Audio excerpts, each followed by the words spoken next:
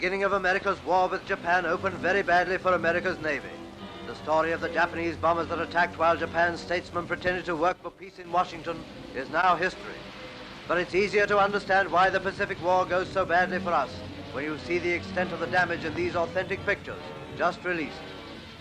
This is the newsreel of the United States ship Arizona, taken on the day of the attack, a 32,000-ton capital ship launched in 1915. No need to emphasize the extent of the damage. No need to underline that the Japanese bombs did their work well. You see it. You get it like a heavy blow right between the eyes. And you see its effect in the Philippines, Malaya, and the Dutch East Indies. Hello everybody, welcome back to Operation Crimson Tide. Sky Marshal here in the Lion's Den, bringing you the Commonwealth turn, 12.4. And disaster has befallen the Americans, as you see from the video before you. Pearl Harbor has happened all over again. And I can't say I'm not surprised. I'm a bit of a romantic, but that's all I'll say. But I am sad that we barely got anything, hardly nothing off the Japanese in this battle. And in the process, the Americans lost 2 battleships, 4 destroyers, a heavy cruiser, the Helena, a submarine, and 2 transports, wiping out the bulk of the Pacific Fleet for the Americans. Disaster. Oh, the humanity. But you know what? We're having fun. And the Japanese fleet that did that was the heavy carrier, or the fleet carrier Soryo, the light carrier Shoho, the battleship Nagato, and their cruiser squadron here, which is a sizable one with the Kirishima, the Tone, the Chikuma, the Takao, the Tamiya, and the Natori, with 1 destroyer in escort, as well as 3 submarines too. Sneaky little Japanese, I tell you. But the Philippines are still doing good. That's nice, right? So, anyways, guys, this is the British turn, though, so let's not worry about the Americans too much. I won't lie, there's a lot of stress trying to do 7 nations now in this game. But I'm going to try to do the best I can, have some fun with it, and we're going to go from there.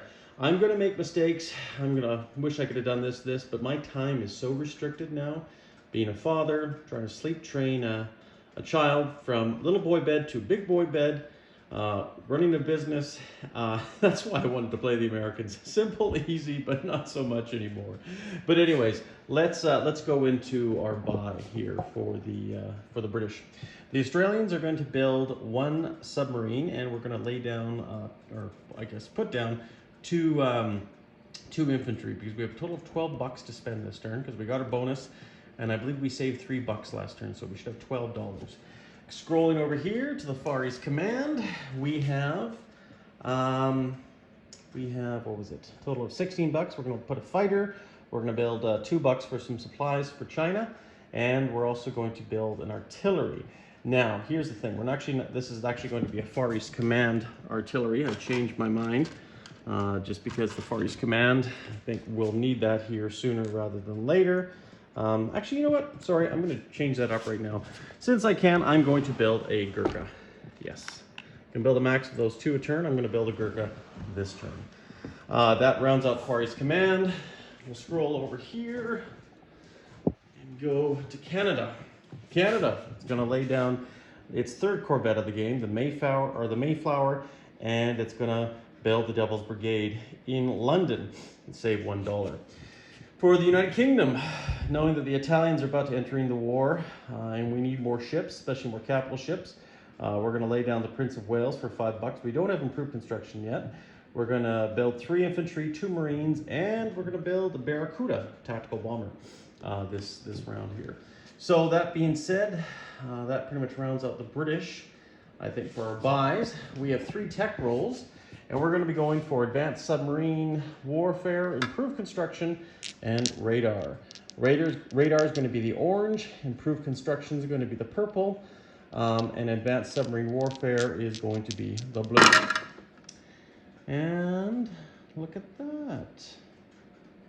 We have improved construction and advanced submarine warfare, I believe. Yes, because radar was the orange. Should remember that. That's okay. I'm pretty sure that's what I said. So yeah, definitely improved construction and radar, which is 7. So The United Kingdom will be going up there for radar, and improved construction, we're going to be moving up to the next position on the map. So what are we doing this turn? Well, what are we going to be doing this turn?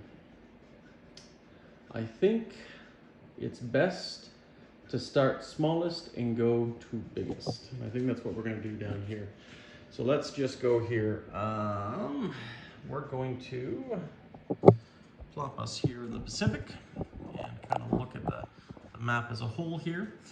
We're going to be taking these two submarines, and they're going to be going a total of 1, 2 into the home island line, and we're going to be raiding the Japanese for as much money as we can take. The Australian submarine down here in Sea Zone 124 is going to be going a total of 1, 2, and going into the Tokyo line and raiding them for as much money as we can take off of them.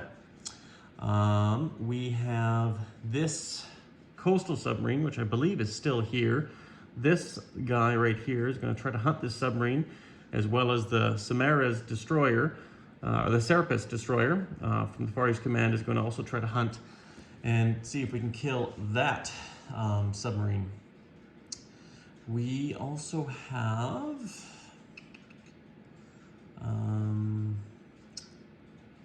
what else for attacks? I think that's it, except for Siam.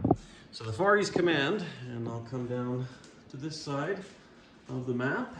We're going to perch right here. And what we're going to be doing here is we're going to be attacking Siam, which has 1 militia. So we're just going to flop that guy over there. And we're going to bring 1 Gurkha in. We're going to bring our fighter in. We're going to bring our airborne in. And land him into Siam. See what we can do, what type of damage we can cause to the Japanese morale in Southeast Asia. Now, the next step, the next lovely step will be non-combat movements over in this side. So basically we're just going to go back to the home front. And if we're taking ships off escort duty, I don't think that's a combat, that's a non-combat, but if they're going on escort duty, it's a combat move. So I don't think we have to worry about that too much. So what are we going to do? Oh yes, that's right. We do have long-range aircraft now. So this seaplane is going to see if we can hunt down this submarine, as well as this destroyer is going to be going up there. And last but not least, we're going to do another amphibious assault. Now, the only thing I haven't asked General Hand Grenade whether he wants to scramble or not. And that's my fault, and I think he's sleeping right now. So for the benefit of losing a fighter, I'm going to say he's probably not going to scramble into that sea zone, because I'm going to be bringing in 3 fighters of my own. But what to do? Because it could be a key factor, and he may want to still do that. So, and I gotta be fair, and it's unfortunate because I do want to make a move on there, but I also don't want to kill a fighter if he doesn't. And this is the thing with YouTube wars, because he can't scramble, that always could be a difficult thing. Tell you what, we're going to go with the lesser of the 2 battles here to make things easy, to make things easier for a lot of things. We're not going to attack Aquitaine, which is what I really wanted to do. We're going to attack Normandy. We're going to go back to Normandy this turn, and we're going to move Force Z, which is 2 battleships, a light cruiser, and 2 destroyers back to home waters in Sea Zone 24, and we're going to move our 3 transports back too, because we're going to be collecting some troops this turn. Now we have 4 transports, and we're going to land everything we can possibly into Normandy. That's the plan anyways. So we have in the British Midlands, we have 2 infantry, which we're going to land. And what I'm going to do is I'm going to take the Germans off, because I'm fairly confident I'm going to win this battle. And I don't think he's going to scramble into this battle. I think he'd much rather keep his offensive power. And if I'm right, I'm right. If I'm wrong, well, it's war. So that's just the way it is. All good though. So we're going to put that down as a battle marker. So then what we're going to do is we're going to bring in, so like I said, 2 infantry from the British Midlands. I'm just going to pan down a bit more so we can see that. 2 infantry from the British Midlands, which are there. 2 Marines here as well from the British Midlands. Actually, sorry, 3 Marines. They do actually have 3 here. So that's a total of 5 units.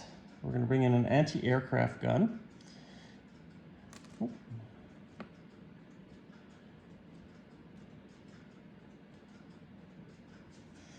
And I think what we're going to have to do in order to complete the roundup of all the troops I want to bring in, we're going to have to bring in, we're going to have to go, we have this transport here.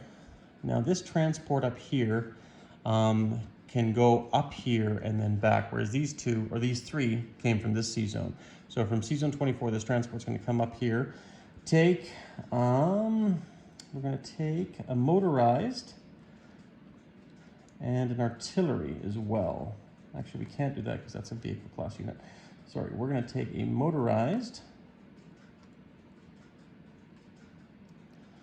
and a motorized, or an artillery. 1, 2, 3, 4, 5, 6, 7. That'll be 7 units. I'll have to just prepare next time a little bit better, but nonetheless, that will. Actually, can I do something differently? Actually, yes, I can. Sorry about that. What I'm going to do is just forget about that artillery from Northern England here.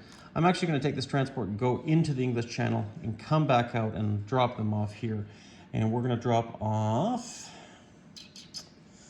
2 Marines. That's right.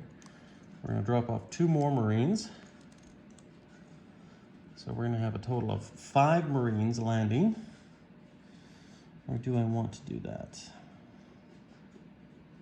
Yes. We'll drop off 5 Marines. We're going to bring in 3 fighters. And the bomber is going to bring in an airborne as well. And don't forget, we also have a lot of coastal rolls too for first strikes. So let's roll that out right now. Let's just because it's on my mind and I don't want to lose track of it. I haven't set anything up on the board, but we got 3 battleships. Let's roll the 3 battleships. Let's roll blue for a cruiser, or sorry, rather a heavy cruiser, and we also green for a light cruiser. And I think that's it. I would love to bring in the coastal defense ship, but it is on escort duty, sadly, so I don't think I can take him off. So we got these anyways. Let's see what we got. Oh, that's interesting. I believe battleships are at 3. Yep, 3. So we got 2 on the battleships. Light cruisers at 1, unfortunately. So we got 2 first strikes right there alone. So that's nice. The 3 and the 2. So I'm going to assume order of casualties. I almost feel he might want to take the artillery off, but the artillery does defend it at a 3, even though it has first strike. He would probably, I'm going to say, he would probably want to take off 2 of the land units. It really doesn't make a difference, but at least he gets to defend at a 4. So he's going to roll at a 4, and what are we going to do? Well, we still have to continue the attack. We will roll 3 fighters here in concert. And we definitely got a hit, so that's all we need. He will roll his defensive roll, and that is an 8. So that is a miss. So another successful amphibious assault, and no casualties once again. So let's just do this, just while we're on the topic of it. I know this is a bit out of order, but once again, I'm sure you guys can at least appreciate trying to get everything organized here and trying to work with everything, just because I just got a lot of stuff on my mind. I know naval assaults should be first. Well, amphibious assault should be first, and then we can do the naval and the convoy rating. But regardless, though, so that's 1 up for the British. So we should be going to 21, and the Germans should be going down to 69, if I am correct with that. If I did that, great, awesome. I'll give myself a medal, yay. But yeah, the only thing is I probably would have gone after Aquitaine, but I think he would have scrambled because he's got a lot of defense there, and I think he would like to take me down as much as he could, probably even bring off a British fighter or two. But I don't think he would scramble into this zone. So anyways, now we have a total of 5 Marines, 2 infantry, an airborne, and an anti-aircraft gun this round, guys. And let's do this assault up here. We have a seaplane and a destroyer attacking a U-boat up here. So the seaplane is going to be at 3, and I believe the destroyer is going to be at a 4. So the seaplane is the blue, the destroyer is the green. And misses all around, but he also gets to hit back, I believe. Or he might have the chance to submerge, which he might do, now that I actually think about it. So I'm going to assume that he does get a chance to submerge, but if he does decide to fight back, it's a 9 anyways. It's a miss. So unfortunately there, that U-boat lives to fight another day. And the seaplane will fly back to the Shetland Islands, and this destroyer will be up here in Sea Zone 5. Once again, we got a lot of non-combat movements. So attack movements. Let's do these convoy rolls down here, guys. So we have 2 submarines. And we're rolling D6s. So we're going to roll them separately. Red's attack, black's defense. So nice. So that's 3 plus 2, so that's 5. I think that's a max anyways, but I'll roll this one. And I think then we got another one there too. So yeah, definitely $5 off for the Japanese right there for that one. So rank will have to take those $5 off. And then we have this Australian submarine doing another convoy rating, and we'll just roll these dice right here and do the same thing. And no joy because they defend greater. So that is fine. Now we have a sub hunt down there once again on a Japanese coastal sub. And we have a seaplane attacking at a 3 and a destroyer at a 4. Now look at that, seaplane got him, the destroyer got him, but he does get a hit. So the hit will be a coastal sub defending, I believe, at a 2. And we got a 6. So if that coastal sub is even there, I'm pretty sure it was, but if I'm wrong, well, then I'm wrong. But I'm pretty sure that coastal sub is now gone. So that is good for the Far East Command's morale. Now we have the Battle of Siam down here. So we have a fighter, an airborne, and a Gurkha. And I believe we are attacking into jungle. I don't think the airborne is affected by that. It only affects mechanical units going into the jungle there.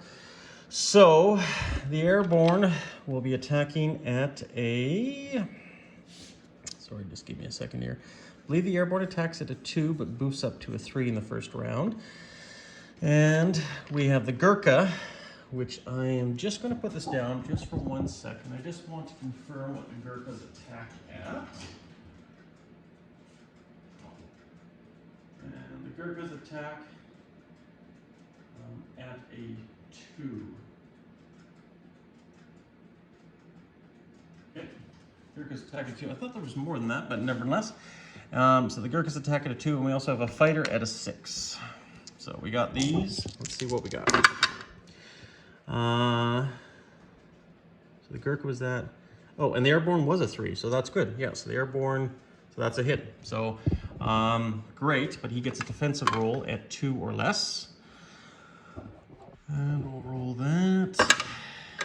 And that's a 4. Slightly cocked as we do it, but nonetheless, just put it there and it's a hold, so we'll just keep it that way as is. So, Siam falls to the Far East Command, and I'm just going to go to the other side of the table and edit that. And Siam. So 1 Gurkha will move in there. And the Far East Command will lay claim to Siam. with 1 airborne and 1 Gurkha there. So, I think that's it, guys. One second. Fars command goes up to 15, Japan goes down to 33. And I think that completes combat movements here. Now let's try to hustle and do some non-combat movements. So this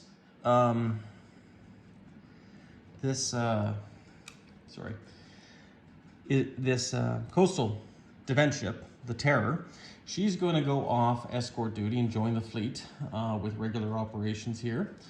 The Americans are in the war. We can't do anything about that. We have the Snowberry here, which is one of the corvettes here off the coast of Halifax. It's going to leave from this sea zone here, go 1, 2, and take up escort duty there. What else do we need? What else do we need here? Now the biggest deployment here, and this is what I'm afraid of, and this is my prediction here, the Germans have consolidated their U-boats because they're waiting for Italy to strike. They're waiting for the British to come in, and then they do a joint attack, especially with the Turks, and try to wipe out the British Navy, you know. So frustrating, very, very frustrating at this point in the game. So I got to be careful. Got to be very careful. And speaking of which, sorry guys, I should also mention where these fighters are because this bomber dropped the airborne and came back. So these fighters, there was one. I think there might have been 2 in London, but really it doesn't make a difference. They're going to go into this sea zone 1, 2, right? And then we have long range aircraft, so we can go either 3, 4, or we can carry on. So 1, 2, 3, 4, 5, 6. Yes, that's what we're going to do. So 2 of these fighters are going to stay here, and I think we'll defend. Yes, we'll defend London, and one of those fighters is going to carry on, and it's going to go on to the carrier down here, the HMS Furious, and the fighter from the Furious is going to fly into Gibraltar, and that's where it will stay. I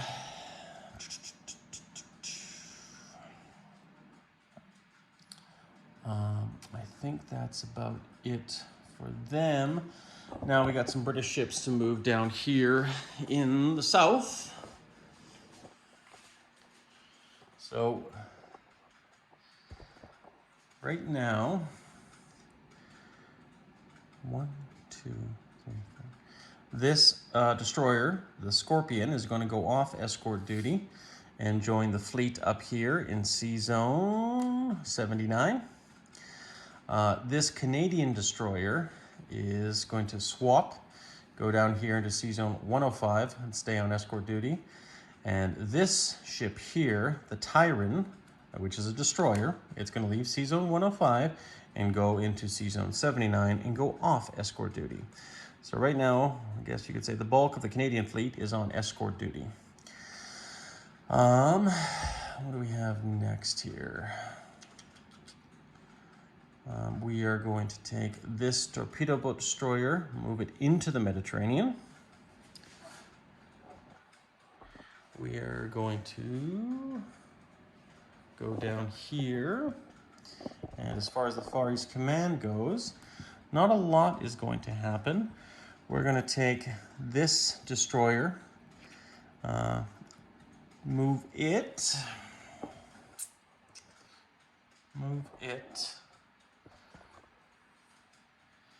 here into Sea Zone 122. Actually, no. I think what we're going to do is we're going to take the destroyer here in Sea Zone 85 and the destroyer here in Sea Zone 122. And they're going to both go, they're going to go into this sea zone here in Sea Zone 88.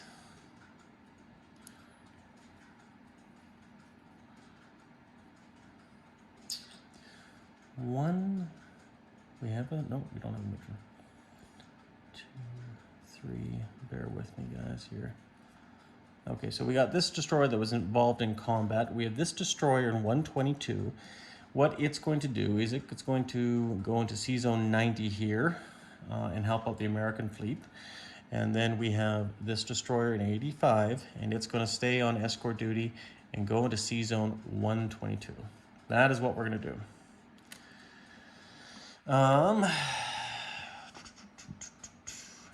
Non-combat movements down here in Africa. We're going to move the King's Rifles from Tanganyika up into Sudan. We're going to move the R&R colonials from Rhodesia into Tanganyika. And we're going to move some forces up here into the Far East Command. We're going to move one Gurkha that was in Bengal into Burma. I forgot to mention the supplies that we were sending through the Burma Road, which was this one here. So I'm going to do that now, just in case I forget. And then we're going to move this, I should resolve this. This transport that was is going back to Calcutta, and this fighter is going to carry on from Siam and go down here into Malaya, and that's where it will stay. We have these two Indian colonials. They're going to bug out of Calcutta, move up to Bengal. And that leaves in Calcutta 2 infantry, 2 anti-aircraft, I believe 2 militia, an airborne, and then we're also going to move an artillery, move it up 1 space into Bengal. I think that should complete Far East Command. Movements. And Australian non-combat movements. We're going to move this sub, a max of 4. Actually, we don't have a major naval base there, so we can only move 3. So we can go 1, 2, 3 into Sea Zone 124. Yes. I think that should be it. Now we got a destroyer here. The Australian destroyer, the Wirramati. It's got a major naval port. What's going to do, it's going to move up here into Sea Zone 1, 2, 3, 4. It's going to also help out the Philippines. And we're going to put her there. Do I want to do that? Do I want to do that?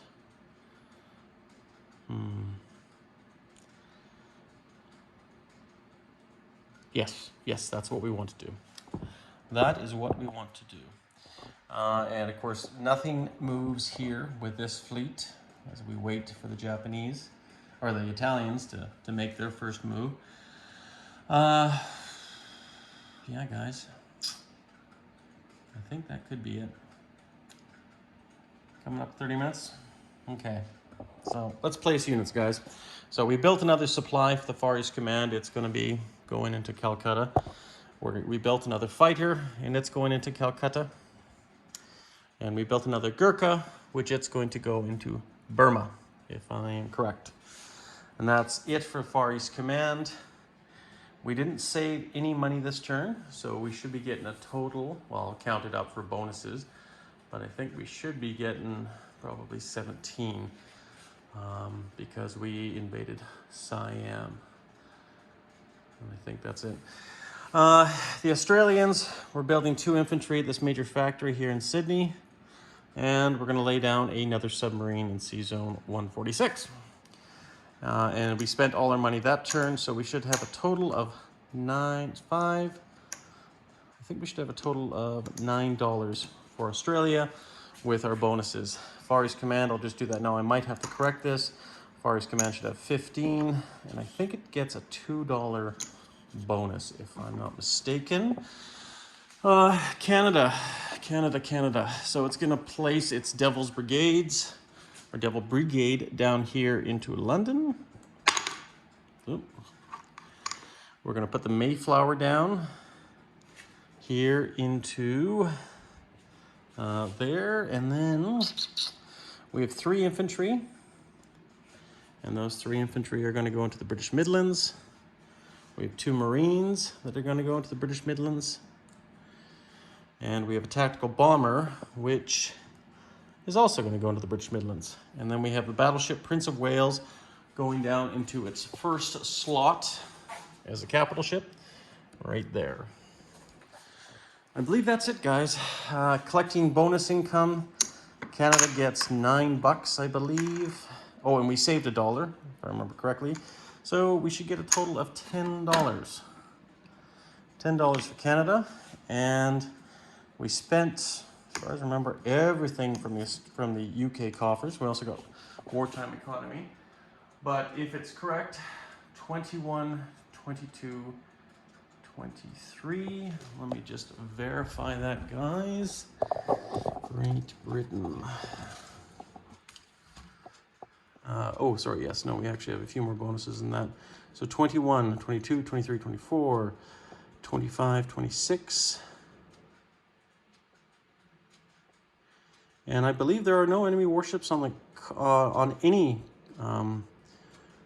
Commonwealth convoy line, as far as I can recall. So I think that we should get that full bonus too. So 21, 22, 23, 24, 25, 26, $27, if I'm correct. $27 plus our wartime income, which will roll to die right now and get that over and done with. Oh, look at that, $11. Well, finally, some good luck for the Allies. So 27, so that should be $38, which is a good payday for the United Kingdom. So let's get her up to 10s, and we should be at $38. All right, 38, if I counted that correct. But I know Dieter Dax is he's watching, and I'm sure he's become the unofficial accountant for this game, and I really appreciate that. Sometimes it's helpful to have a watchful eye there. Did I do and finish non-combat movements? Yes, I did. I think that's it. I might have missed something, guys, and if so, I do apologize, but that is what it is. And I think that's everything, guys. We rolled our tech rolls. Okay, gonna pass this on to the Italians and see what Italy does this turn. Dun, dun, dun. Take care, guys. Stay classy. Sky Marshal out.